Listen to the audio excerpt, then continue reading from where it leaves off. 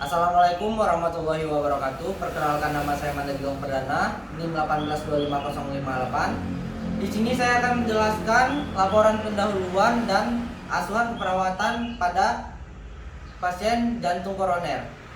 Yang pertama, kita akan menjelaskan pengertian dari jantung koroner merupakan keadaan di mana terjadi penimbunan plak pembuluh darah koroner.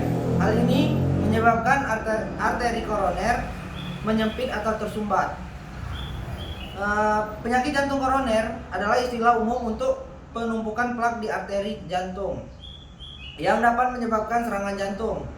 Selanjutnya, etiologi dari penyakit jantung: adanya penyempitan, penyumbatan, dan kelainan pembuluh arteri koroner. Hal tersebut dapat menghentikan aliran darah ke otot jantung yang sering ditandai dengan nyeri.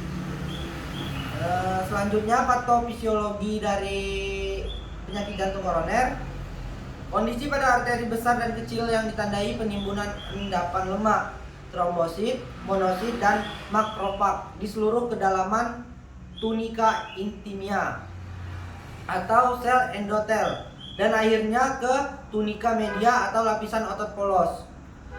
Manifestasi klinis dari penyakit jantung koroner: yang pertama, gejalanya timbul rasa nyeri di dada, gangguan pada irama jantung, pusing, rasa lelah berkepanjangan, sakit perut, mual, dan muntah. Komplikasi pada penyakit jantung: disfungsi ventrikular, kedua, aritmia pasca STEMI, tiga, gangguan hemodinamik, yang keempat, ekstrasistol ventricle. Biodata dari pasien saya: identitas klien, nama Tuan H, umur 59 tahun, jenis kelamin laki-laki, suku bangsa Jawa Indonesia, agama Islam, pendidikan SMA, pekerjaan wira swasta, diagnosa medik penyakit jantung koroner.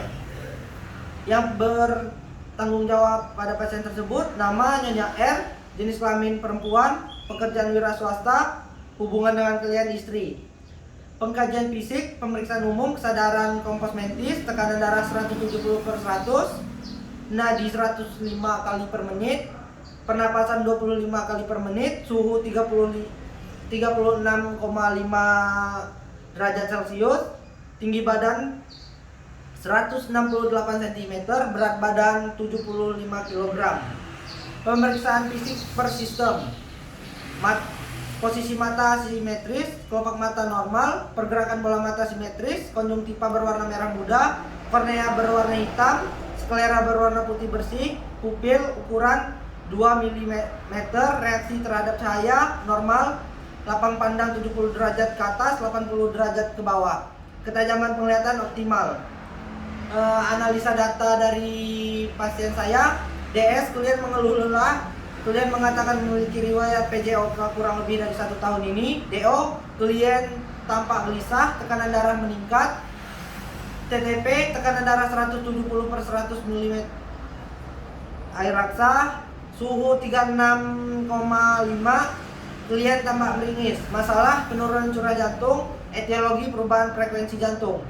Yang kedua, DS, klien mengeluh sesak, klien tampak pucat. DO, irama napas tidak teratur, RR 25 kali per menit, terdapat suara murmur, ventilasi semenit menurun. Masalah: pola napas tidak efektif, etiologi hambatan upaya napas atau miss, nyeri saat bernapas, kelemahan otot pernapasan. Yang ketiga, DS, klien mengeluh nyeri di bagian dada sebelah kiri, klien mengatakan nyeri seperti tertimpa benda berat, klien mengatakan nyeri dari dada menjalar ke bahu.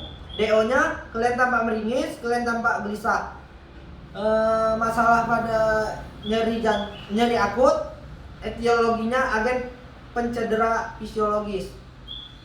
Yang selanjutnya, rencana keperawatan.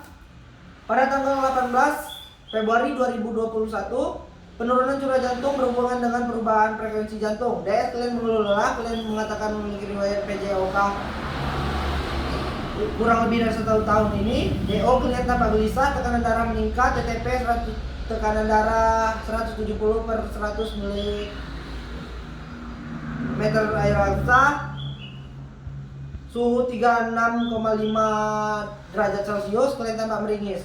Tujuan, setelah dilakukan asuhan keperawatan selama 3 kali 24 jam, diharapkan keadekuatan aliran darah arteri koronaria untuk mempertahankan fungsi jantung meningkat dengan kriteria hasil.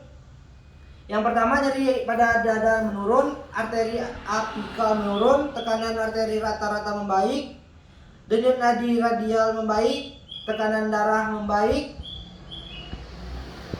Rencana tindakan perawatan jantung, identifikasi tanda dan gejala primer penurunan curah jantung. 2. Monitor tekanan darah. 3. Monitor tekanan darah. 4. Monitor EKG 12 hadapan. 5. Posisikan semi Fowler dan Flower. Rasional untuk mengetahui adanya tanda dan gejala primer. 2. Untuk mengetahui fungsi pompa jantung dan sangat mempengaruhi oleh CO dan pengisian jantung. 3. Untuk mengetahui apakah arteri merambat ke bagian tubuh lainnya. 4. Untuk mengetahui apakah nyeri merambat ke bagian tubuh lainnya. Yang kelima, agar pasien lebih nyaman. Yang selanjutnya, pola napas tidak efektif berhubungan dengan hambatan upaya napas. Setelah dilakukan asuhan perawatan selama 3 kali 24 jam, diharapkan inspirasi dan ekspirasi yang memberikan ventilasi adekuat membaik dengan kriteria hasil. Ventilasi semenit menurun 5, dyspnea menurun 5, ortopea menurun 5, frekuensi napas membaik 5, kedalaman napas membaik 5. Rencana tindakan, monitor pola napas, monitor bunyi napas tambahan, posisikan semi Fowler dan Flower. Memberikan oksigen untuk memastikan kepatenan jalan napas, untuk mengetahui apakah adanya bunyi napas tambahan, untuk memberikan kenyamanan, dan yang terakhir untuk membantu pernapasan klien. Yang ketiga, diagnosa yang terakhir, nyeri akut berhubungan dengan agen pencedera fisik. Setelah dilakukan asuhan keperawatan selama 3 kali 24 jam, diharapkan pengalaman sensorik dan emosional yang berkaitan dengan kerusakan jaringan aktual atau fungsional dapat menurun dengan kriteria hasil. Kemampuan menuntaskan aktivitas meningkat 5, keluhan nyeri menurun 5, gelisah menurun 5, frekuensi nadi membaik 5, pola napas membaik 5, tekanan darah membaik 5. Rencana tindakan, yang pertama, identifikasi lokasi, karakteristik, durasi, frekuensi, kualitas, intensitas nyeri.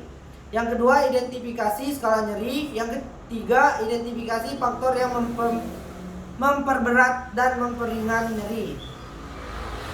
Yang keempat, berikan teknik non farmakologis untuk mengurangi rasa nyeri. Yang kelima, kontrol lingkungan yang memperberat nyeri. Rasional dari diagnosa tersebut, yang pertama, untuk mengetahui lokasi, kualitas, identitas nyeri yang dirasakan. Yang kedua, untuk mengetahui tingkatan nyeri. Yang ketiga, untuk mengetahui apa saja faktor yang mempengaruhi. Yang keempat, agar nyeri yang dirasakan berkurang. Yang kelima, agar pasien aman dan nyaman. Itu saja yang dapat saya sampaikan. Kurang lebihnya saya mohon maaf. Saya akhiri. Wassalamualaikum warahmatullahi wabarakatuh.